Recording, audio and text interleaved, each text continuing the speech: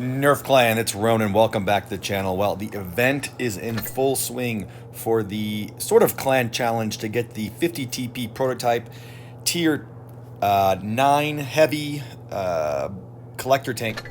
50 TP is a very good tank. I just watched a couple of overviews of some lunatics who played it or yesterday after already getting it.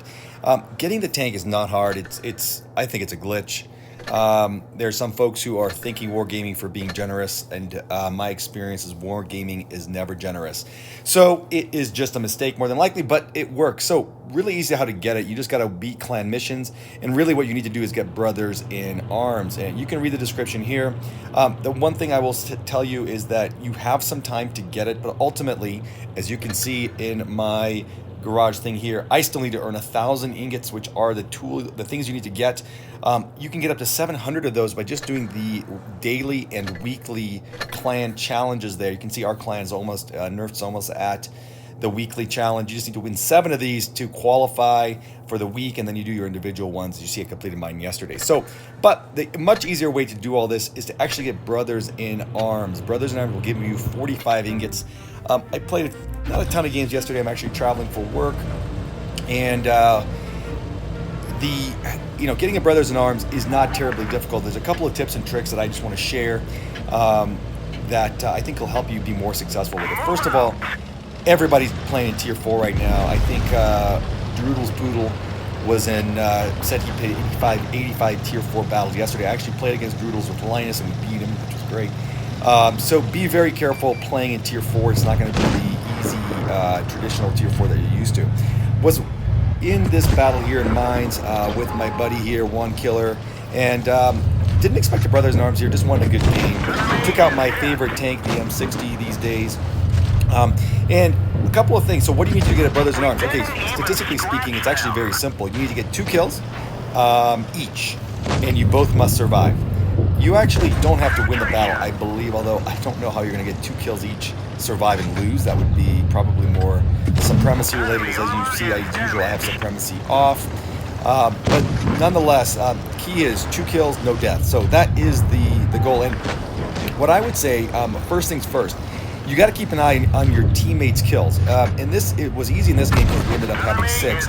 But the thing that I would suggest you do, and you can't see it here in the tune because private, the chat is not hidden.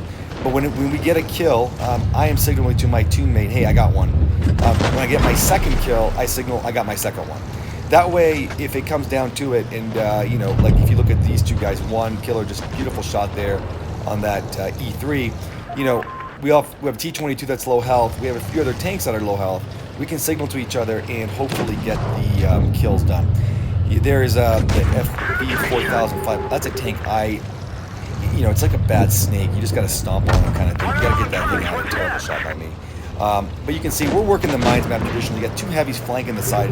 I'm a little bit paranoid. I see those arrows to my right, and I don't want to take a big hit. I don't know where the hell that shot went. I don't want to take a big hit in the rear of my giant M60 ass.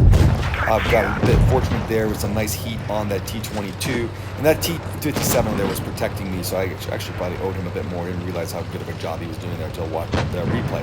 So there, One Killer is getting the fuck out of town. He is very low on health. I got 1,042 HP to spare, so I am hanging around there, and as I tell you about the FB, I want him out. I didn't tell him, but I got a good angle there. There's the 50B. Honestly, another tank you want out. I mean, this is common sense. You want a tank out that can clear you, and both of those tanks could clear me with the right clip. So you want them out. At this point, it's a 4-on-3. This game is weird. I think the other team was bad. I didn't look closely at them. I don't understand what this E100 was doing. And then the mouse got into a position. I really couldn't pen him. You'll see that in a minute. The M60's pen is pretty good. I gotta double check if I'm calibrating it or not. I probably need to cali it because you'll see later I just couldn't pen this mouse from certain angles, even though that was a good angle. But he got lower than me. I just couldn't do anything to him. There goes the E100. I kind of thought I would clear him, but as you can see, by the way, at this point, Juan and I have both 2 kills. What I told Juan in the chat was, don't die, don't die, because the minute he dies, probably lose the match too, but we definitely would lose our brothers in arms.